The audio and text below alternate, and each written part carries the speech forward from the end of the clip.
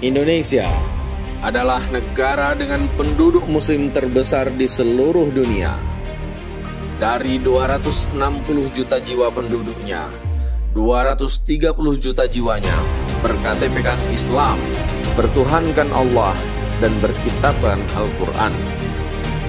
Tapi tahukah saudara, jika 65% umat muslim di Indonesia itu buta huruf Al-Quran, artinya ada 140 juta lebih saudara seiman kita tidak bisa membaca Al-Quran.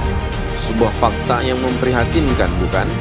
Maka tak heran jika setiap hari kita disuguhi tontonan, baik di media sosial ataupun televisi, informasi itu tak jauh-jauh dari kemiskinan, kriminalitas, perceraian, seks bebas, narkoba, dan kebobrokan lainnya. Ketidakidealan tersebut disebabkan karena umat hari ini sudah terlampau jauh dari manual buku kita, yaitu Al-Quran. Gerakan Sidak, surgakan Indonesia dengan Al-Quran, hadir di tengah kita sebagai solusi dengan opsi bahwa kita harus kembali ke Al-Quran. Gerakan ini memiliki visi mensurgakan Indonesia dengan misi memberantas buta huruf Al-Quran, mencetak 23 juta penghafal Al-Quran, dan membangun 114 kawasan dan 6.236 rumah Quran. Sidak bersama kekuatan umat berikhtiar untuk mewujudkan cita-cita mulia tersebut dengan melahirkan berbagai macam program. Dalam memberantas buta huruf Al-Quran, Sidak berjuang dengan metode Thaqifah yang hanya butuh 5 kali pertemuan, insya Allah bisa baca Quran. Alhamdulillah, metode ini terbukti membantu lebih dari 370.000 orang sejak diluncurkan, dan angkanya terus bertambah setiap harinya. Sementara untuk mencetak para penghafal Al-Quran, Sidak mengajak sebanyak-banyaknya orang menghafal dengan metode MIM. Menghafal itu mudah, baik secara online maupun secara offline. Saat ini metode MIM sudah membantu ribuan orang dengan berbagai latar belakang, mulai dari pengusaha, karyawan, anak-anak, remaja, ibu rumah tangga, bahkan yang sudah berusia senja, semua bisa hafal Al-Quran dengan mudah. Bahkan atas izin Allah, metode ini bukan hanya bisa membantu mereka menghafal ayatnya, tapi juga arti perkata, nomor surat, nomor ayat, halaman, posisi, tadabbur ayat, dan lain-lain. Wa idh najaynakum, dan ketika kami menyelamatkan kamu min ali Fir'aun, dari pengikut-pengikut Fir'aun, yasumunakum su'al azab, dan mereka menimpa kamu dengan siksaan yang berat, yuzabbihuna abna'akum, dan mereka menyembelih anak lelakimu, wa yastahyuna nisa'akum, dan membiarkan anak perempuanmu, wa fi dzalikum bala'un mir rabbikum azim, dan ini adalah cobaan besar dari Tuhanmu. Itu adalah surah Al-Baqarah, surah kedua, ayat 49, posisi pojok kanan atas, halaman 8. Selain itu, untuk membuat umat kembali ke masjid dan lebih dekat dengan Al-Quran, Sidak juga membuat berbagai macam program dakwah sosial berbasis masjid. Di antaranya, Pasar Bahagia, Hadiah untuk Pejuang Nafkah, Quran untuk Indonesia, Sidak Solidarity, Gerakan Infak Beras, Gerakan Infak Protein, Hijrah Box, Santri Bersih Rapi dan Wangi, Wisata Quran Pedalaman, Masjid Makan-Makan, dan banyak lagi program lainnya yang didedikasikan untuk mengajak umat kembali ke masjid dan lebih dekat dengan Al-Quran. Saudaraku, percayalah, segala sesuatu yang dekat dengan Al-Quran pasti mulia dan dimuliakan. Malaikat yang jadi wasilah turunnya Al-Quran jadi pemimpin para malaikat, yakni Jibril. Bulan turunnya Al-Quran jadi bulan yang mulia, yakni Ramadan. Malam turunnya Al-Quran jadi malam yang lebih baik dari 1000 bulan, yakni Lailatul Qadar. Manusia yang ditugaskan Allah menyampaikan Al-Quran jadi manusia terbaik di muka bumi, yakni Rasulullah Muhammad Sallallahu Alaihi Wasallam. Dan begitu banyak cerita dari mereka yang dekat dengan Al-Quran, hari ini hidupnya menjadi jauh lebih baik. Sudah tidak ada waktu untuk berpangku tangan. Umat ini sudah jenuh dengan berbagai keterpurukan. Dan satu-satunya cara untuk keluar dari semua ini adalah dengan menjalani hidup sesuai dengan yang Allah mau, yang sudah tertulis secara gamblang di dalam kitab suci Al-Quran. Mari surgakan Indonesia dengan Al-Quran.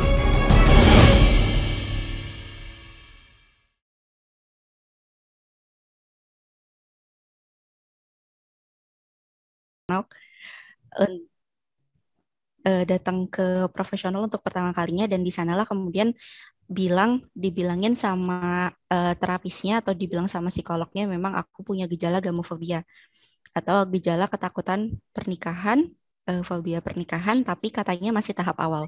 Kalau misalnya aku masih mau berkeinginan untuk sembuh, aku bisa buat naik lagi gitu, buat nggak ngerasain ketakutan lagi. Dan disinilah aku sekarang sama teman-teman. Insya Allah. Oke, sebenarnya tuh fobia nikah tuh beda ya. Maksudnya fobia nikah itu dia akan lebih susah dikendalikan.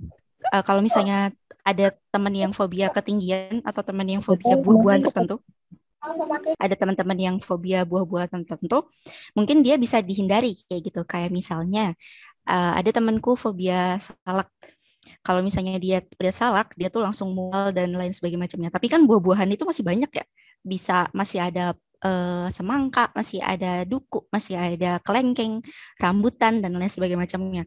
Jadi bisa dihindarin gitu. Kalau misalnya dia fobia salak, ya tinggal dihindarin aja kayak gitu. Terus kalau misalnya temen yang fobia ketinggian, ya dia nggak harus setiap saat ada dalam ketinggian. Bisa lebih banyak aktivitasnya itu di jalan di biasa aja kan, jalan di bawah atau enggak biasa, nggak harus naik tinggi-tinggi pun dia masih bisa menjalani kehidupan kayak gitu. Tapi aku yang punya fobia nikah dan hidup di negara Indonesia yang notabene negara maritime, bukan maritim tapi maritime, yang dimana kalian pasti tahu kalau misalnya baru banget lulus kuliah terus baru banget pulang tuh masih pakai toga, baru duduk udah nah sekarang tinggal ditunggu undangannya kayak gitu kan. Terus kalau misalnya lagi sibuk buat kerja terus tiba-tiba ada tetangga nyinyir tuh, kerja mulu nikahnya kapan kayak gitu. Datang ke nikahan teman udah ditanya lagi kapan nyusul. Dan paling parahnya kalian pasti tahu kalau misalnya udah mulai kumpul keluarga. Udah kalau misalnya itu udah yang ya kalian tahulah sendiri pasti ditanya kayak apa. So karena aku nggak tanganku cuma dua dan aku nggak bisa buat menutup semua mulut-mulut orang yang ngomong kata nikah karena aku punya ketakutan, dan orang pun nggak ngerti gitu kalau misalnya kok bisa orang fobia nikah gitu, paling takut aja biasa, tapi aku nggak, aku kalau orang takut aku offside gitu loh, udah di atas ya, udah emang bener-bener sampai trauma dan sampai fobia kayak gitu. Jadi dari situ karena tanganku nggak cukup untuk menutup semua mulut orang di muka bumi ini, dan pun kalau misalnya aku tutup telinga masih juga kedengeran, jadi aku memutuskan untuk kemudian menyembuhkan diri gitu. Dan satu-satunya yang kemudian aku pengen banget buat sembuh adalah ketika aku itu ngelihat satu komentar di Instagram, bukan orang Indonesia sih, tapi kemudian dia dia berkomentar kalau misalnya dia punya ketakutan terhadap pernikahan, tapi kemudian dia mewajarkan itu, dan dia terus-terusan yang memang memelihara rasa takut itu, yang pada akhirnya dia berujung pada sakit kanker karena ketakutan nikahnya. Terus aku kan nanya sama psikologku, Mbak, kalau misalnya Inan nih nggak milih meneruskan si ketakutan ini, apakah aku juga akan mengalami hal yang sama Mbak yang di kolom komentar itu, yang karena ketakutannya terhadap pernikahan dan dia mewajarkan itu, pada akhirnya jadi kanker. Terus psikologku bilang bisa. Tapi teman-teman mungkin kayak, hah, kok bisa sih? Kan yang takut jiwanya, kok bisa fisiknya ikut sakit? Nah, di sini aku ada PPT. Mungkin bisa di-share PPT-nya, teman-teman. Yang udah aku bikin, buat kemudian kita cari tahu dulu. Cari tahu dulu hubungannya antara emosi dan, oh ya, next. Lupa bilang. Boleh di next. Oke, nah ini ada memahami rasa dan emosi dalam Al-Quran. Nah, sejatinya itu, Al-Quran itu memberi perubahan fisiologis yang terekspresikan akibat adanya perasaan emosi tertentu. Jadi Al-Quran sendiri itu sudah menjelaskan keterkaitan atau keterhubungan antara emosi sama fisiologis kita. Boleh di next.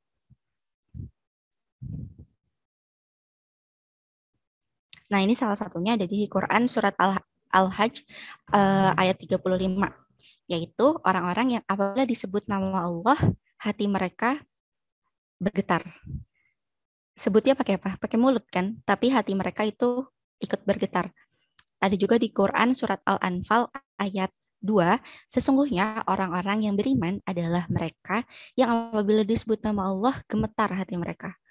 Di sini kedua ayat ini tuh mengisyaratkan adanya perubahan degup jantung dari ucapan yang kita dengar, dari ucapan yang disebutkan kayak gitu. Jadi Al-Quran sendiri secara tersirat udah bilang kalau misalnya ada hubungan antara emosi sama fisiologis kita kayak gitu. Next.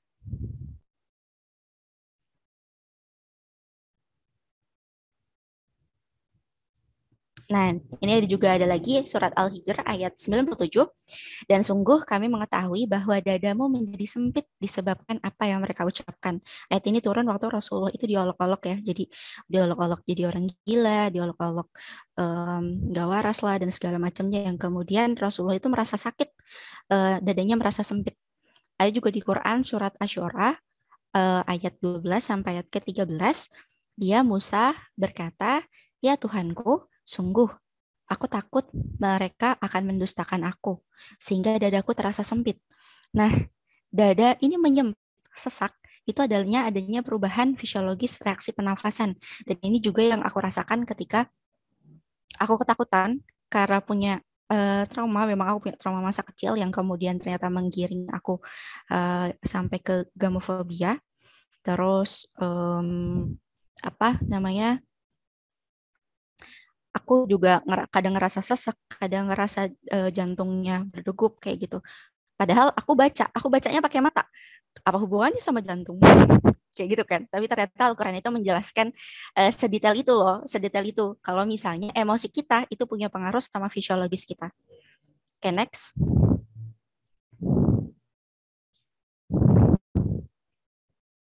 Nah, di sini ada ruang rasa bernama qalbu.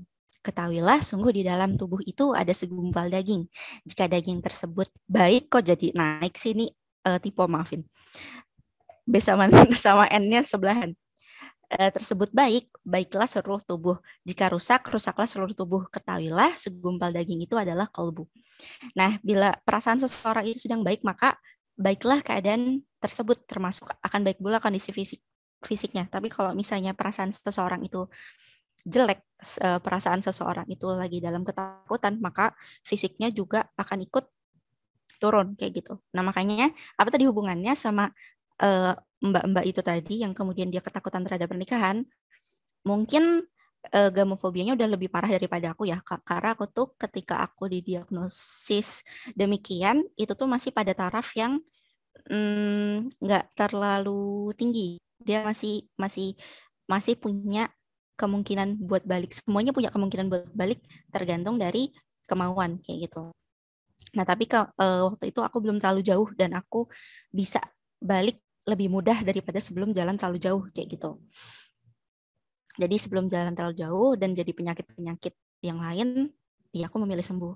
Nah, teman-teman, kalau misalnya ada ketakutan, ada kekhawatiran, itu tuh aku selama ini ngejalanin ini semua dari aku kena diagnosis ada gejala gemofobia itu tahun 2019 dan aku baru benar-benar ngerasa oke nggak apa-apa dan udah mulai bisa ngelihat segala sesuatu tentang pernikahan itu secara objektif itu tahun 2021-an 2021 akhir lah 2021 akhir jadi masuk 3 tahun kok lama banget ya jadi kalau misalnya aku yang mengalami dan aku ibaratkan takut atau khawatir atau luka yang kita alami itu kayak air di dalam botol ini kayak gitu. Kalau misalnya aku goyangin, bentar, ada motor lewat.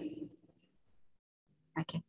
Kalau misalnya aku goyangin, si air di dalamnya ini dia nggak akan bisa diam kayak gitu loh. Tapi kalau misalnya teman-teman itu mindsetnya setiap ketakutan, setiap kekhawatiran itu harus dihadapi, aku pribadi aku nggak setuju. Karena kalau misalnya ketakutan sama kekhawatiran itu harus dihadapin, maka ketika dia berguncang dalamnya, teman-teman hanya akan selamat dari guncangannya. Tapi si guncangannya ini akan tetap ada. Jadi kalaupun bisa menghadapi ketakutan, bisa menghadapi kekhawatiran, ya hanya akan selamat, tapi selamatnya itu nggak permanen. Selamatnya itu cuman sementara.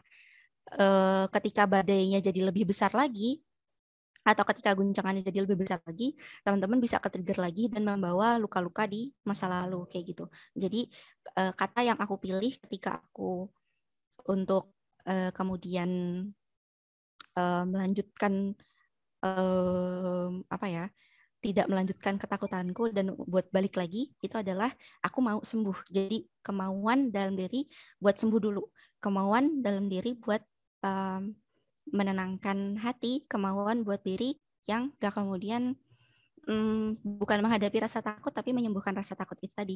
Maka kalau misalnya ini diguncang dan teman-teman bilang aku mau sembuh, guncangannya dia akan berhenti. Tapi, nah di sini perlu digarisbawahin, airnya tetap bergerak nih teman-teman. Airnya tetap bergerak di dalamnya.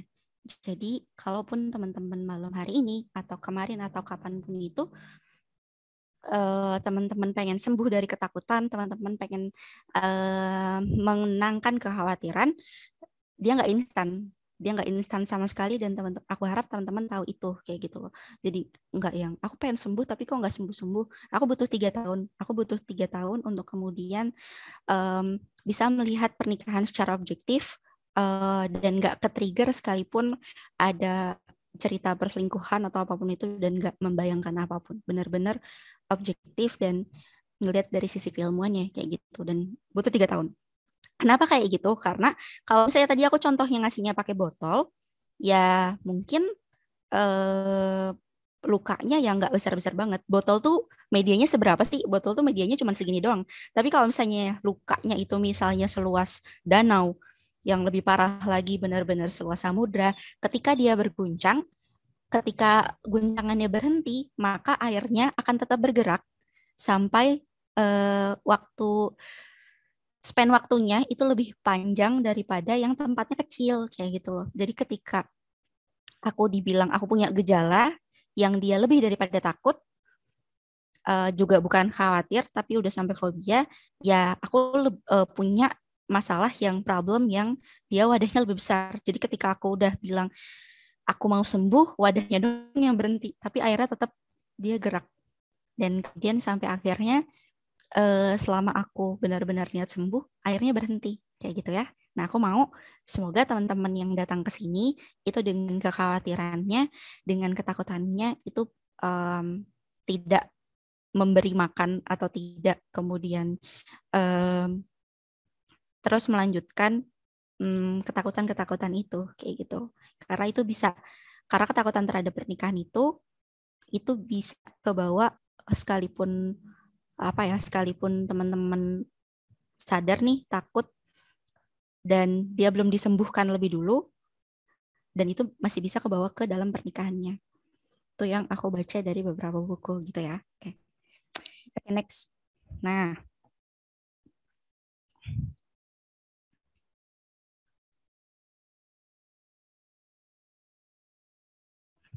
bisa di next. Nah, kita masuk konsep pernikahan dalam Islam. Ini aku bilang tidak semuanya tapi dengan Islam jadi less drama. Ketika orang lain belajar tentang konsep pernikahan dalam Islam itu untuk memantaskan diri, tapi aku buat menyembuhkan hati. Dan di sini aku mau sharing sama teman-teman, tapi nanti aku compare konsep pernikahan dalam Islam ini ke dalam drama atau series yang bisa teman-teman tonton ya. Kenapa aku nggak ngambil cerita atau drama series yang kemudian cerita atau spill-spillan orang yang ada di TikTok tuh. Kalau misalnya di TikTok tuh kayaknya banyak banget ya yang nge-spill permasalahan rumah tangganya, karena aku mau teman-teman bisa ikutan ngelihat secara objektif gitu loh, dari awal mula pernikahannya sampai kemudian endingnya kayak gimana. Tapi kalau misalnya kita bahasin nauzubillahnya aib-aib rumah tangganya orang lain, kita nggak pernah tahu awalnya mereka kayak gimana, nggak pernah tahu detailnya walaupun orangnya udah cerita. Terus awal mulanya kayak gimana kah, atau mungkin perjalanan di tengahnya kayak gimana, komunikasi keduanya kayak gimana. Jadi aku akan mengkomparkannya dengan drama The World of Merit sama Layangan Putus yang bisa teman-teman nanti tonton. Semoga abis ikut acara ini nontonnya bisa jadi lebih objektif. Oke. Next.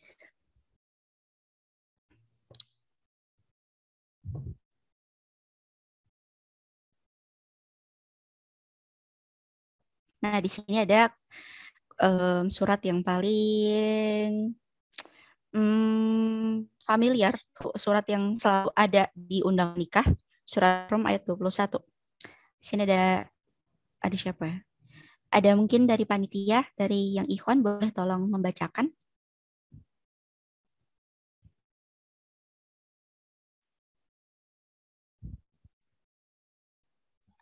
Quran surat Ar-Rum ayat 21. A'udzubillahi minasyaitonirrajim. Wa min ayatihi an khalaqa lakum min anfusikum azwajan litaskunu ilaiha wa ja'ala bainakum mawaddatan wa rahmah. Inna fi dzalika laayatin liqaumin yatafakkarun. Shadaqallahul azim. Amin amin ya rabbal alamin. Jazakallahu khair. Oke. Jadi di sini ketutupan dia. Ada kata-kata yang aku garis bawahi. Yang pertama itu min anfusikum azwajan, terus ada litaskunu ilaiha wa ja'alna bainakuma mawadatan sama wa ja'alna bainakuma mawadatan sama warahmah. Nah, di antara tanda-tanda kekuasaannya ialah yang menciptakan untukmu istri-istrimu dari jenismu sendiri supaya kamu cenderung merasa tentram kepadanya dan dijadikannya di antara kamu kasih dan sayang. Sesungguhnya pada yang demikian itu benar-benar terdapat tanda-tanda bagi kaum yang berpikir. Next. Nah, sebenarnya kalau dalam ayatnya ini sendiri, kalau teman-teman pernah dapat pernah dapat souvenir pernikahan yang modelnya gelas tuh, biasanya gelas, terus di gelas itu tuh ada perjalanan dari pengantinnya. Ini tuh ayat ini tuh jelasinnya sama. Nah, yang tadi min anfusikum itu dari jiwa-jiwa kalian. Dari jiwa-jiwa kalian ini artinya hal pertama yang dibicarakan dalam Al-Qur'an tentang pernikahan dua manusia adalah kesejiwaan. Kesejiwaan di sini visi misinya sama kayak gitu. Terus Udah kayak gitu dia pandangan terhadap pernikahannya sama, apa yang mau dituju juga sama. Surga itu emang satu tujuan, tapi dia pintunya banyak. Kalau yang satunya inginnya ke surganya, misal bukan dalam artinya sebenarnya ke surganya pengen naik pesawat, yang satunya pengen naiknya buruk, dia juga bisa berselisih kayak gitu. Maka kesejiwaan, karena setiap apa yang pengen ditempuh dalam pernikahan dia membawa konsekuensinya masing-masing kayak gitu. Terus ada azwajan. Azwajan ini pasangan hidup, tidak berlama-lama sesudah kesesuaian jiwa.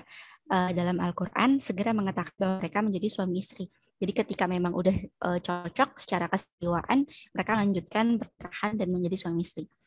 Litaskunu ilaiha, supaya kalian tenang padanya.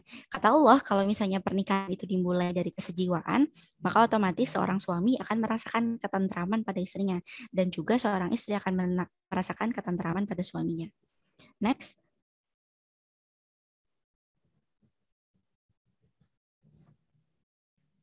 Nah, di sini waja'alna bainakum mawadatan.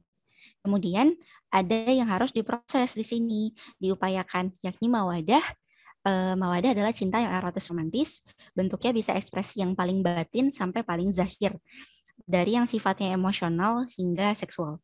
Terus waja'alna bainakum rahmatan, dan untuk diusahakan bukan cuma mawadahnya aja nih, tapi juga rahmah. Inilah cinta yang memberi, bukan meminta, berkorban, bukan menuntut, berinisiatif, bukan menunggu, dan bersedia, bukan berharap-harap.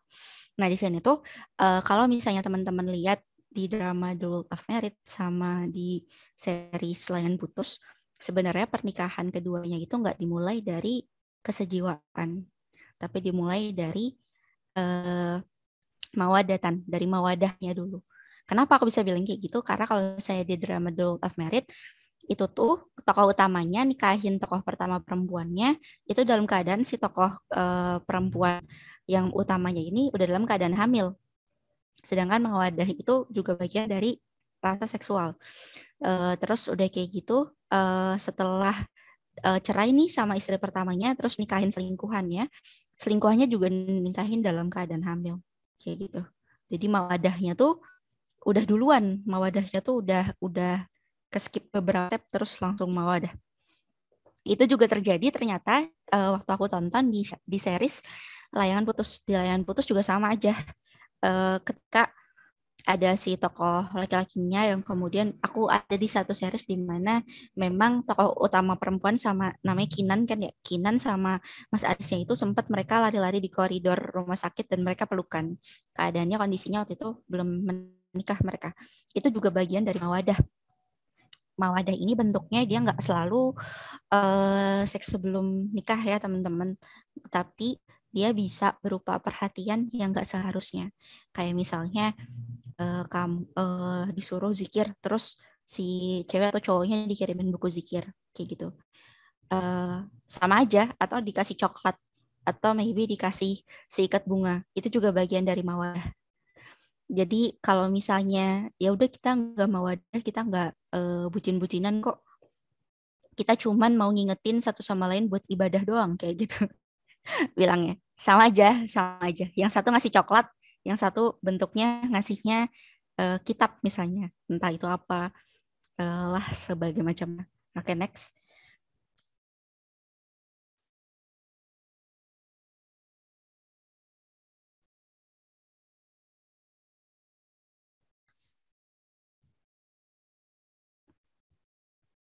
Nah, terus kalau misalnya urutannya berantakan, alurnya berantakan, jadinya kayak gimana? Nah, biasanya karena plotnya kacau, pernikahan tidak mulai dengan kesejiwaan, tapi justru dengan mawadah dulu. Nah, mawadah dulu. Sebelum menikah, mereka sudah menikmati cinta yang erotis romantis. Sebelum dihalalkan, maka akan mengaburkan kesejiwaan itu dan membuat segalanya berantakan. Jadi ketika pokoknya terus dia udah romantismenya udah naik duluan, maka ketika mulai itu juga kemudian mengaburkan kesejiwaannya. Mereka baru tahu realitas pernikahan itu sedemikian kompleks, terus kaget, terus nggak taunya yang dipilihnya belum terlalu memahami itu dan dia sendiri belum memahami itu.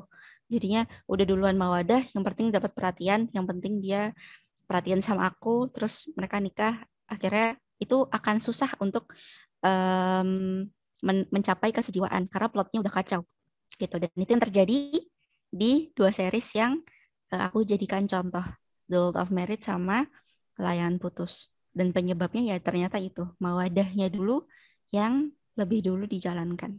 Next.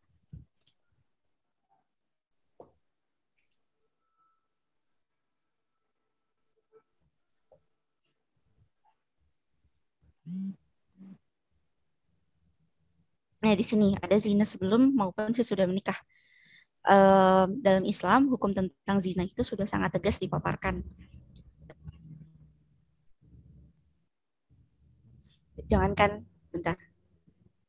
Jangankan untuk berzina, mendekatinya saja itu nggak boleh, sesuai dengan Quran Surat Al-Isra ayat 32. Dan janganlah kamu mendekati zina, sesungguhnya zina itu adalah suatu perbuatan yang keji dan suatu jalan yang buruk. Nah, di sini tuh zina sebelum ataupun sesudah menikah nggak diperbolehkan. Kalau misalnya aku bilang di the world of marriage itu sebelum menikah mereka udah having sex dulu, terus habis udah menikah lebih dramatis banget kan, lebih apa ya? Ya lebih dramatis banget di series tersebut di mana udah nikah nih tapi masih kemudian tidur sama tetangganya. Ada yang kayak gitu, ada yang tidur sama tetangganya, tidur sama sahabatnya dan lain sebagainya macamnya. Karena mungkin tapi kan itu budaya Korea. Oke, tapi kalau misalnya di series Layangan Putus juga sama ya ketika si Arisnya itu kemudian dia banyak main sama Lydia padahal di situ udah jelas-jelas mereka belum nikah. Dan pada akhirnya itu menjadi mengaburkan dan melanggar ini. Terserah apapun bentuknya, entah itu bentuknya kalau misalnya zaman sekarang itu ada yang namanya friends with benefit, if you know. Terus apapun itu dia sama aja bentuknya zina dan tetap masih dalam produk zina. Gitu. Jadi jangan pernah deketin zina sebelum maupun sesudah menikah karena dia bisa destruktif di bagian pernikahannya kelak. Sekalipun orang yang kemudian dia berzina dan dinikahin itu nggak ada jaminan buat kemudian pernikahannya jadi baik-baik aja kayak gitu loh, nggak ada jaminan karena tadi mawadahnya udah jalan lebih dulu. Oke, next.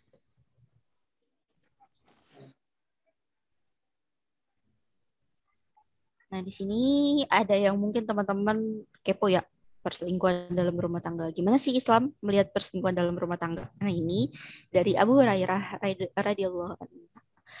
Ia berkata bahwa Rasulullah Shallallahu alaihi wasallam bersabda, bukan bagian dari kami orang yang menipu seorang perempuan atas suaminya atau seorang budak atas tuannya. Ini ada di hadis riwayat Abu Daud nomor 2175. Pada hadis ini agama Islam jelas menilai buruk aktivitas tipu daya yang dilakukan oleh seorang laki-laki ataupun perempuan untuk menjauhkan seorang laki-laki atau perempuan dari suami atau istrinya kayak gitu. Jadi nggak boleh sama sekali itu tuh di manipulasi kayak gitu loh. Kalau misalnya ada orang kemudian bilang selingkuh itu karena suaminya nggak dijaga, ya nggak juga karena dia kalau misalnya itu ada dua pelakunya, si perempuannya sama si laki-lakinya. Nah itu juga perlu membekali diri kalau untuk tidak mengganggu rumah tangga orang lain, untuk tidak terlibat dalam rumah tangga orang lain pun kepada pasangan-pasangan yang udah nikah tetap untuk menundukkan pandangannya karena bukan bagian dari kami. Bayangin, bukan bagian dari kami itu berarti bukan bagian dari Islam itu sendiri untuk kemudian yang menipu seorang perempuan atas suaminya ataupun budak atas tuannya. Oke, aku minta maaf ya teman-teman, ini tuh lokasi rumah aku tuh ada di pinggir jalan, jadinya ya banyak motor, banyak kendaraan-kendaraan yang lewat. Gitu ya. Oke, semoga bisa dipahamin. Sama aja itu juga di series The World of Merit sama Layan Putus ini dia punya dua andilnya ini dari pihak yang berselingkuh sama orang-orang yang kemudian jadi pelakornya itu tadi. Jadi pelakor itu sangat jelas bukan bagian dari kami, orang yang menipu seorang perempuan yang tadi ya. Jadi apakah Islam sangat tegas dengan pelakor? Iya, sangat tegas gitu. Oke, next.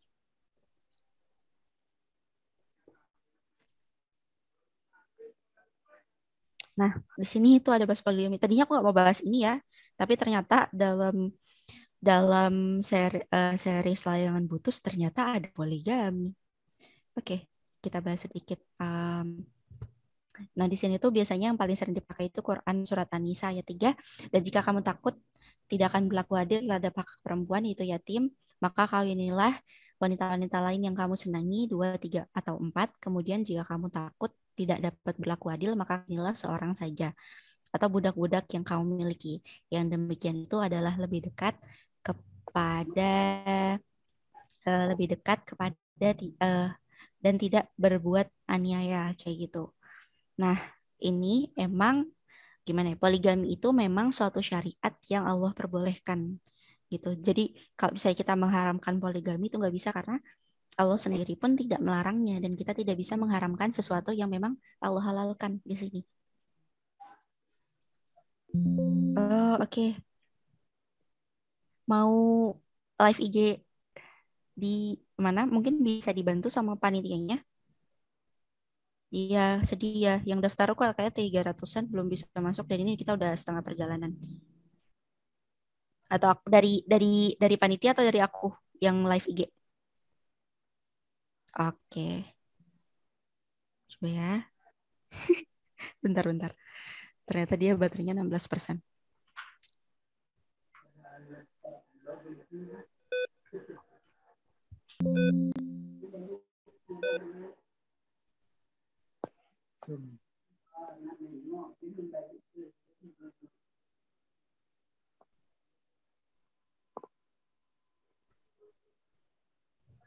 Gede gue nih.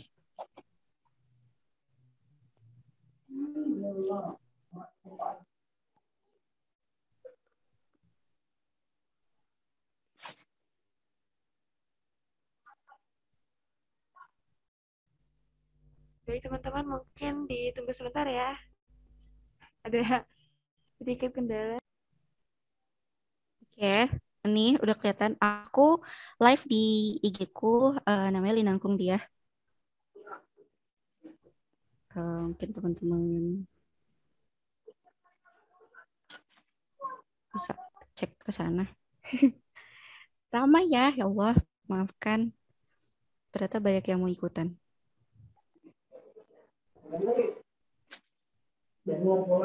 Oke. Iya. Sip ya. Oke. Halo teman-teman Instagram. Karena ini banyak banget ternyata yang mau ikutan, tapi karena roomnya terbatas, cuman ada 100 orang aja. Jadi di sini, oh ya, boleh. Mantap.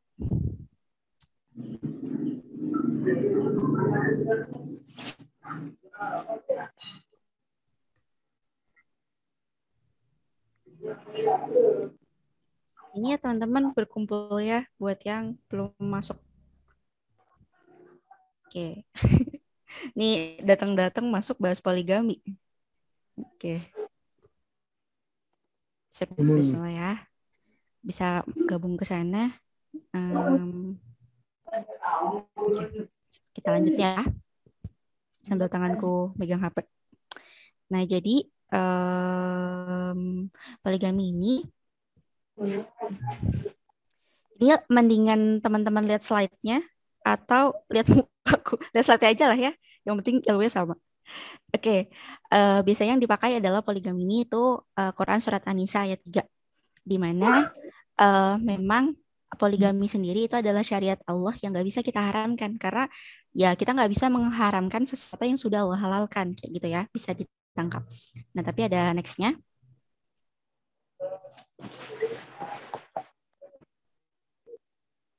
Oke, next. Aku masih bahas di next slide-nya. Oke, Quran Surat An-Nisa juga deh.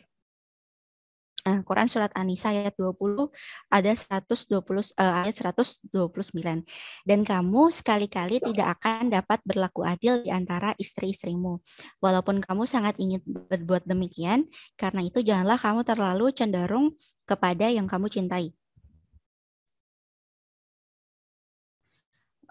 Di sini itu kan kayak kontradiktif ya. Tadi di ayat ketiga bilangnya kalau kamu bisa berlaku adil, maka kawinilah 1, 2, atau 3, atau 4.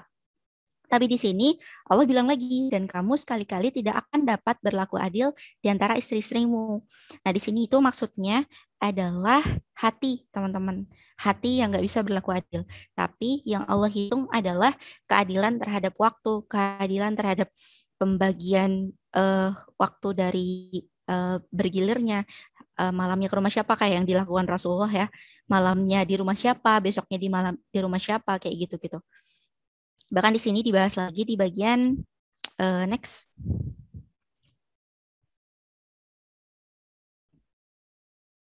Rasulullah SAW bersabda, ini dari Aisyah Rasulullah SAW selalu membagi giliran sesama istrinya dengan adil, dan beliau pernah berdoa, ya Allah, ini bagianku yang dapat aku kerjakan, karena itu janganlah engkau mencelakakanku atas apa yang engkau kuasai sedang aku tidak bisa menguasainya, kayak gitu. Nah, Abu Daud ini berkata bahwa yang dimaksud dengan engkau, tapi aku tidak menguasai, yaitu hati. Hati manusia itu benar-benar kita nggak bisa mengendalikan hati manusia. Jadi ketika ada kecenderungan cinta terhadap sesuatunya, itu manusiawi. Tapi yang nggak boleh adalah adil dalam giliran, terus dalam nafkah, dan lain sebagainya macamnya. Nah, tapi to be honest nih teman-teman, kalau misalnya anak zaman sekarang bilangnya jujur li dalam drama Layangan Putus itu sebenarnya jujur li dalam Layangan Putus itu dia nggak adil. Kenapa aku bisa bilang, loh kok bisa sih bilang nggak adil? Karena kondisinya itu apa namanya, si apanya, aku jadi lupa kan mau ngomong apa. Oh ya, kondisinya Kinannya itu lagi hamil, tapi terus si suaminya itu malah milih jalan sama selingkuhannya, kayak gitu. Padahal istrinya lagi hamil, istrinya lebih membutuhkannya. Dan terus dia bilang mau poligami, sedangkan ketika itu belum dilaksanakan aja, kewajibannya itu udah kacau, keadilannya itu udah nggak bisa, kayak gitu loh. Bahkan dia sempat ragu, ada di episode 9A tuh, aku hafal banget 9A. Dia sendiri ragu apakah si poligami ini worth it buat dia. Apakah dan bagi waktu dan segala macamnya worth it. Dia sendiri ragu, tapi dia mau poligami. Nah, di sini itu nggak bisa kayak gitu. Kalau misalnya orang udah memutuskan, ya adil seadil-adilnya. Oke, next.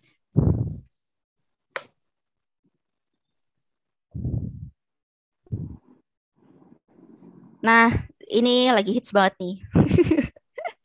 Kukira takkan ada kendala, kukira ini kan mudah, kau aku jadi kira, ini kata Bang Tulus. Nah, sebenarnya pernikahan itu yang jadinya kacau balau dalam setelahnya itu adalah ekspektasi, teman-teman. Ekspektasi ketika menikah yang kemudian menghancurkan si pernikahan itu sendiri. Nah, ini terjadi juga di bagian mana ya? Di bagian The World of Merit, di mana dari awal drama sampai akhir, sampai semuanya itu berambisi punya pernikahan yang sempurna gitu. Padahal nggak bisa kayak gitu. Yang bikin kita tersakiti itu bukan pernikahannya sebenarnya, tapi kata kukira. Kita mengira kalau misalnya Allah tuh nyakitin kita, padahal kita itu disakitin oleh ekspektasi kita gitu. Kita tuh disakitin sama ekspektasi kita sendiri yang mungkin mengharapkan pernikahan kayak dongeng-dongeng Disney. Okay, next. Nah, faktanya Allah sendiri itu udah nge-spill kalau misalnya rumah tangga itu tidak ada yang memiliki, tidak ada yang bebas dari konflik. Nah, tidak ada yang bebas dari konflik. Tidak ada rumah tangga yang tidak memiliki konflik. Wanita-wanita yang kamu khawatirkan nuyusnya, maka nasihatilah mereka dan pisahkanlah mereka di tempat tidur mereka. dan pukullah mereka. Ini pukullahnya itu nanti dijelaskan dulu. Kemudian jika dia menaatimu, maka janganlah kamu mencari-cari jalan untuk menyusahkannya. Sesungguhnya Allah Maha Tinggi dan Maha Besar. Terus ada di Quran Surat An-Nisa ayat 128. Dan jika seseorang perempuan khawatir suaminya akan menuyus atau bersikap tidak acuh, maka keduanya dapat mengadakan perdamaian. Nah, di sini tuh Allah tuh adil. Mau wanitanya yang nuyus, mau laki-lakinya yang nuyus, sama aja. Dia bisa memicu konflik. Dan aku nggak akan ngomongin nuyusnya sih, tapi ngomongin kalau Allah itu segitu baiknya sama kita supaya kita itu nggak kemakan ekspektasi. Allah itu udah bilang sama kita kalau pernikahan itu pasti ada masalah, pasti punya konflik. Oke, next.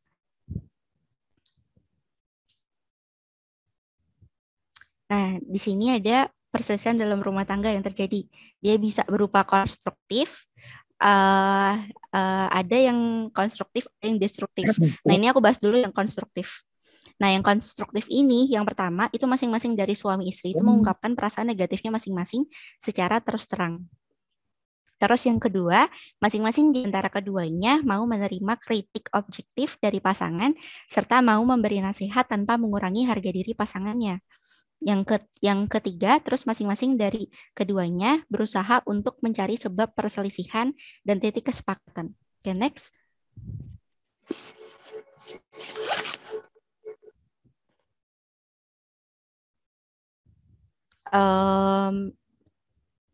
Udah, di next. Nah, masing-masingnya itu memiliki perhatian untuk mengatasi persoalan yang terjadi di antara keduanya. Terus masing-masing mengevaluasi diri setelah perselisihan selesai, berusaha mencapai kata sepakat. Dan masing-masing ini siap untuk mengatasi persoalan apapun yang akan terjadi selanjutnya. Udah persoalan dan gak cuma sekali, pasti datang lagi. Tapi ketika itu datang, maka keduanya itu harus kemudian siap untuk mengatasi itu. Gitu. Nah, ini aku tulisin karena ini yang paling dari beberapa buku yang aku baca lumayan detail, jadi aku tulisin yang ini. Ini dari Syekh Ahmad Abdurrahim. Oke, lanjut. Nah, ini ada perselisihan yang destruktif.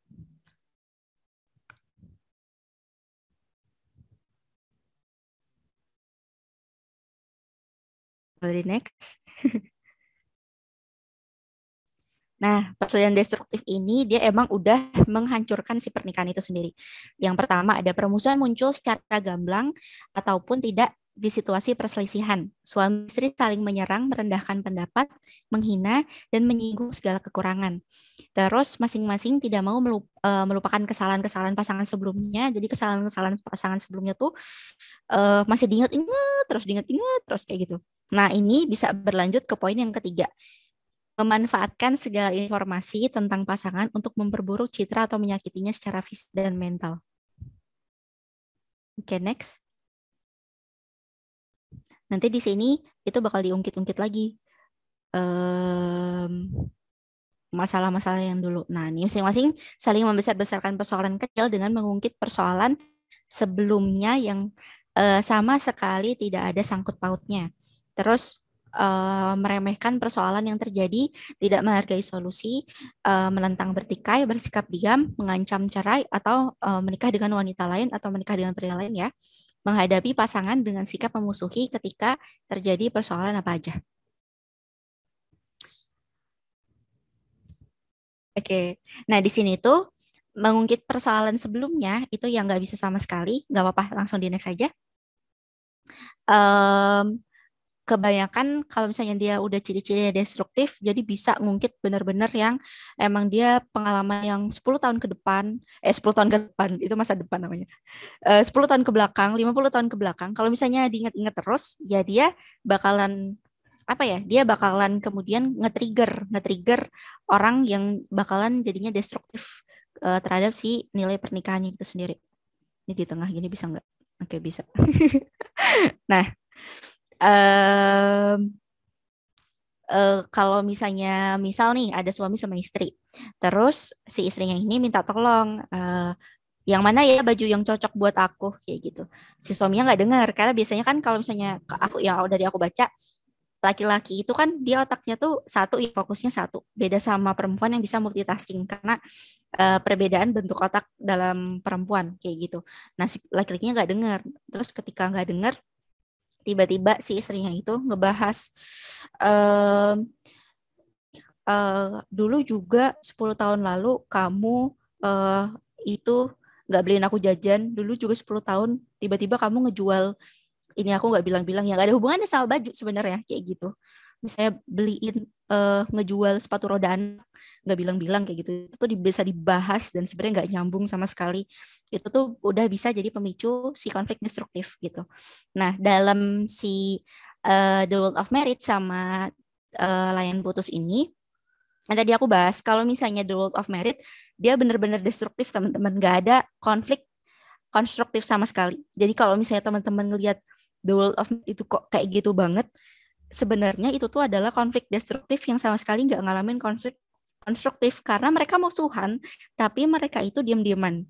Beda sama Layangan Putus yang aku masih salut banget sih sama series Layangan Putus yang memang mereka masih ada keinginan buat berdamai walaupun di sana pihak laki-lakinya nggak mau, pihak laki-lakinya menentang dan lain sebagainya macamnya gitu. Nah di sini kalau misalnya udah kayak gitu, biasanya kalau misalnya destruktif, maka dia akan kemudian em, berujung pada pernikahan yang di ujung tanduk. Di ujung tanduk itu apa? Nah, ketika perselisihan destruktif di antara suami dan istri itu sudah sampai pada tingkat pembangkangan satu sama lain, maka ini sudah di luar kapasitasnya suami istri.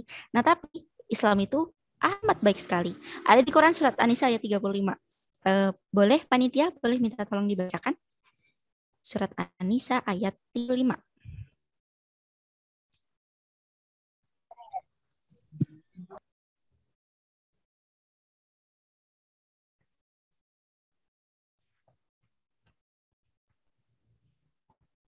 Yang Ikhwan aja, yang Ikhwan.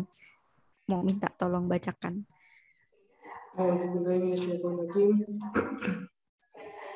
وإن خفتم شقاق بينهما فابعثوا حكما من أهله وحكما من أهلها إن يريدا إصلاحا يوفق الله بينهما إن الله كان عليما خبيرا.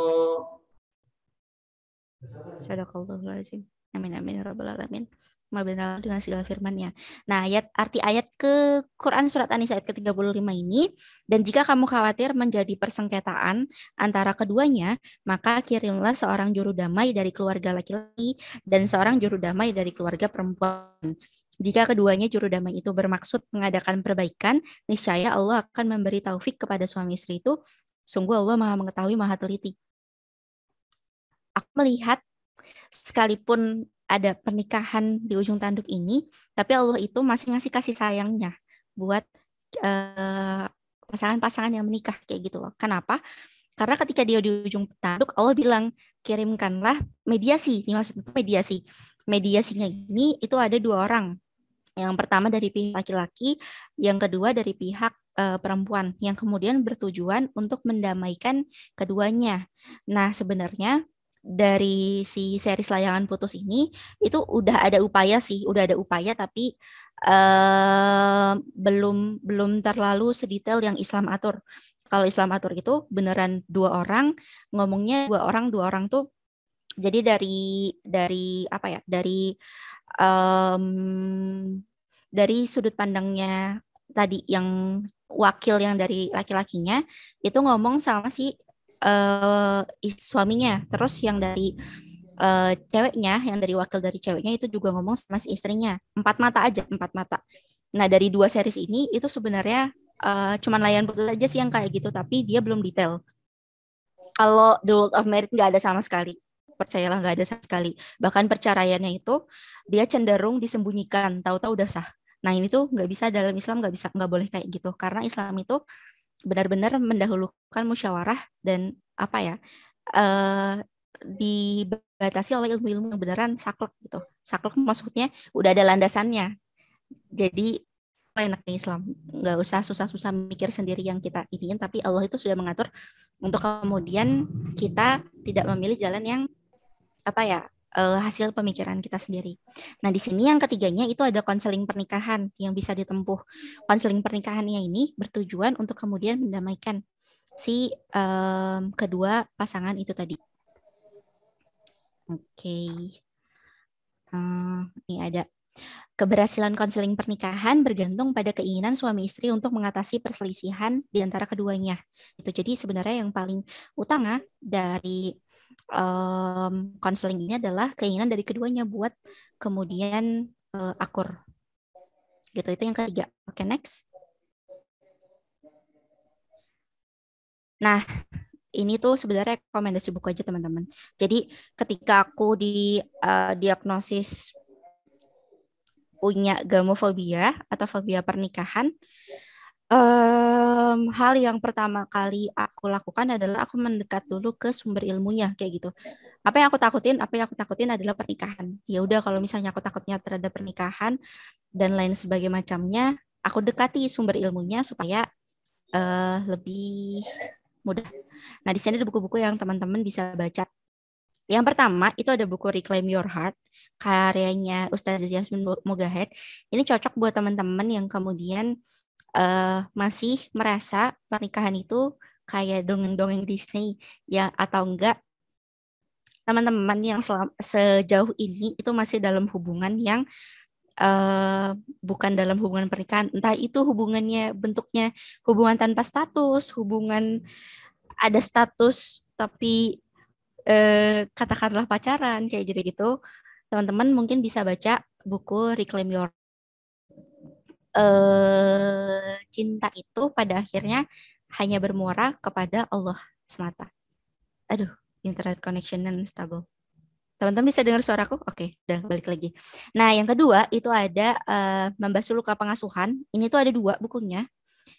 Yang pertama ada Membasuh Luka Pengasuhan 1 sama Membasuh Luka Pengasuhan 2. Ini untuk teman-teman yang ngerasa ketakutannya itu seputar ngelihat apa yang dihadapin sama orang tua dulu.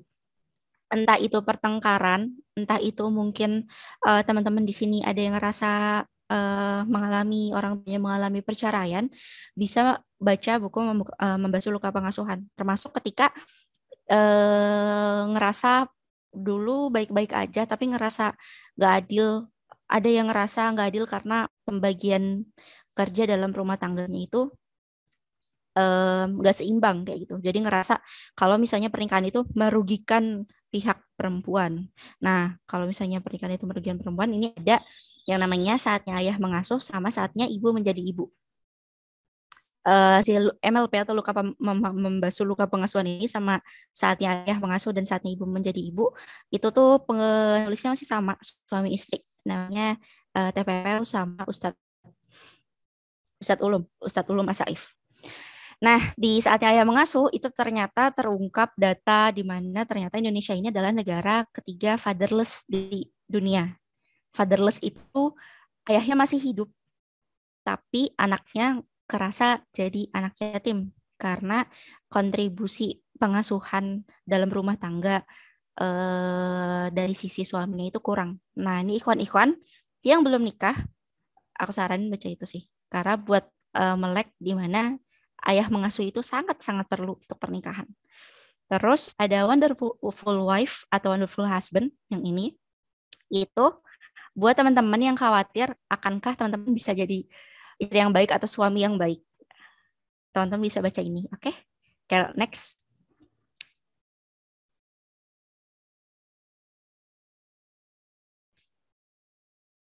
Nah, ini buku yang lengkapnya. Ada Wonderful Series. Aku nggak nemu buku yang foto buku yang full kayak gitu. Jadi ini ada ini deh, ada nama tokohnya, nggak apa-apa ya. Nah, ini ada Wonderful Series, ada Wonderful Love, Marriage, dan itu buat teman-teman yang khawatir banget terkait jalannya kayak gimana, itu bisa buat baca itu satu-satu. Atau teman-teman yang khawatirnya nggak terlalu dalam, itu bisa baca Premarital Talk yang ini. Dia juga bagus banget. Gitu, oke. Next, terakhir.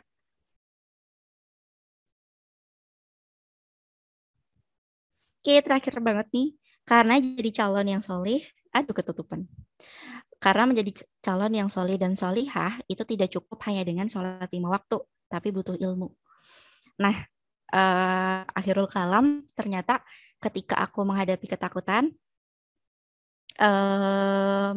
terhadap pernikahan itu sendiri, jatuhnya ketika aku mendekati sumbernya, ketika aku mendekati ilmu, aku nggak merasa khawatir lagi karena aku yakin kalau Islam itu sudah mengatur semua semuanya dari mulai memilih pasangan sampai ketika ada konflik dan bagaimana konflik itu ketika jadi destruktif, dari mana urutannya sampai ketika segala macamnya itu udah diatur dalam Islam. Jadi dan ilmu ini sendiri itu menenangkan aku dan memudahkan aku kemudian bisa lebih apa ya, lebih ngeh antara orang yang memang dia berilmu sama orang yang emang dia semangat ngadong gitu. Jadi nggak, dengan ilmu ini teman-teman insya Allah, jadi belajarlah jangan sampai lelah. Kalau misal pun masih takut, yang penting ada keinginan dulu buat sembuh. Itu aja dari aku. Wassalamualaikum warahmatullahi wabarakatuh.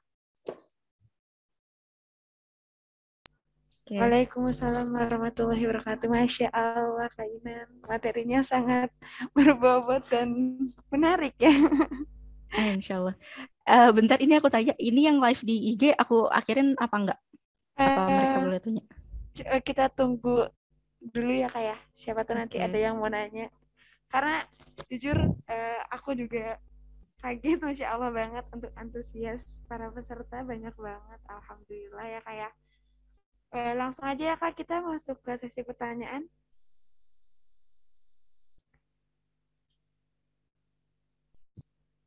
Ini Kak Inannya. Oke. Kak Inan bisa dengar suara aku? Boleh. Tapi aku internetnya connection. Oke, udah. Sip. Untuk Kak Inan, pertanyaannya mau ditampung dulu atau jawab satu pertanyaan terus langsung jawab? Satu pertanyaan jawab dulu aja, aku orangnya gampang luka. Oke. Untuk pertanyaan pertama ya Kak ya. Dari Kak Arni, mau tanya Kak, bagaimana sih menikmati penantian ya Kak? Oke. Penantian Kak. Kayak sebenarnya yang aku alamin belakangan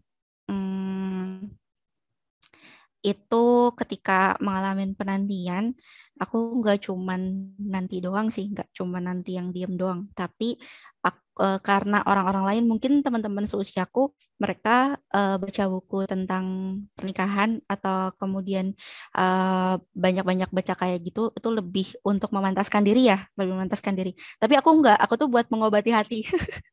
jadi gimana kemudian aku harus sembuh kayak gitu, aku harus sembuh, nggak boleh kayak gini gitu.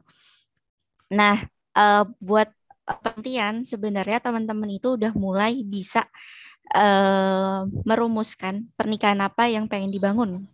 Itu yang aku lakukan ketika aku tahu pernikahan itu tujuannya mau kemana, mau dibawa kemana, maka itu yang teman-teman rumuskan. Ketika ini yang nanti akan membantu teman-teman untuk menemukan kesejiwaan. Kalau misalnya di sidak tuh ada yang namanya pengasuh kita sendiri, Ustadz Adi Pratama Lisindo sama Kak Mirani Mauliza. Mereka ini yang kemudian ada di baliknya sidak, teman-teman. Masya Allah banget pasangan ini itu dua-duanya sama-sama entrepreneur yang suka sedekah. Mereka bertemu dari kesejiwaannya itu dari entrepreneur yang suka sedekah. Yang kemudian ketika mereka ini beliau-beliau ini menikah, ada sidak surga kan Indonesia dari Al-Quran, itu juga ada dari kayak gitu loh. Jadi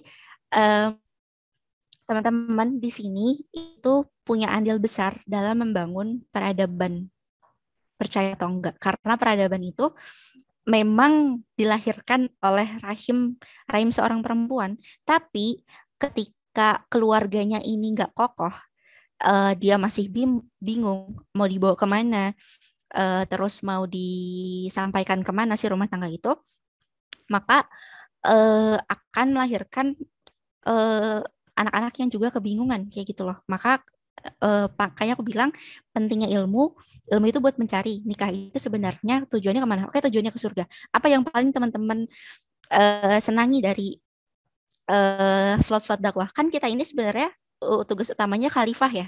Jadi mau teman-teman ini itu bukan lulusan pesantren atau bukan, sebenarnya tugas dakwah itu adalah kewajiban teman-teman. Gitu loh. Jadi dan slot-slot dakwah itu banyak banget gitu. Jadi dengan itu teman-teman dengan penantian, gak cuma penantian, teman-teman bisa menyiapkan untuk kemudian pernikahan ini mau dibawa kemana. Dan ini yang kemudian akan membantu teman-teman untuk menemukan kesejiwaan. Gitu ya, semoga itu menjawab. Karena itu yang aku lakukan untuk kemudian aku jadi paham pasangan seperti apa yang aku butuhkan. Pasangan yang kayak gimana. Tapi untuk kemudian meraih ini kayak gitu loh. Kalau masalah nanti sama siapanya yang nanti akan insya Allah akan Allah datangkan yang memang sesuai sama apa yang memang kita ingin bangun. Makanya kenapa mawadah itu nggak bisa duluan. Kalau misalnya mawadahnya duluan, yang penting sama dia aja lah kayak gitu. Karena dia ganteng, karena dia baik, karena dia perhatian. Tapi ketika ternyata masuk ke dunia pernikahan, loh kok gini, loh kok dia cara ngajarin anaknya pakai HP sih, kok aku baca buku kayak gitu. Dia bakalan banyak perselisihan di sana. Kesejiwaannya akan kabur ketika mawadahnya udah lebih dulu tersalurkan gitu ya. Semoga menjawab. Allah. Ini kita coba dari pertanyaan dari live ya Kak ya. Nah, dari KARDH_Viola, Kak mau nanya bagaimana kita tahu kalau he is the one katanya Kak. Gimana Kak untuk memastikan kalau dia tuh satu-satunya? He is the one ya. Sebenarnya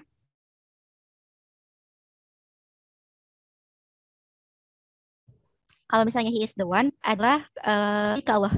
Ketika kita menikah karena Allah, maka jawabannya kita serahin ke Allah. Apakah he is the one atau enggak? Karena dari pengalaman teman-temanku yang kemudian udah nikah itu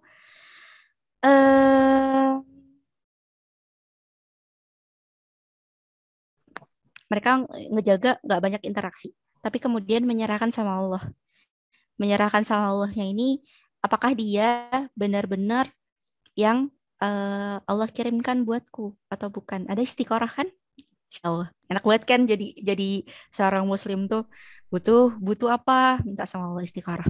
Nah, dari istiqorah ini itu jawabannya dia nggak melulu lewat mimpi. Kalau misalnya dari selesai istiqorah teman-teman nggak sengaja mendapati tiba-tiba aibnya terbongkar lewat orang lain dan ternyata si aibnya ini bikin teman-teman nggak suka sama orangnya. Maybe he is not the one gitu. Tapi kalau misalnya udah ngejaga semaksimal mungkin, ngejaga penjagaan ya, nggak chat berdua, nggak kemudian stalking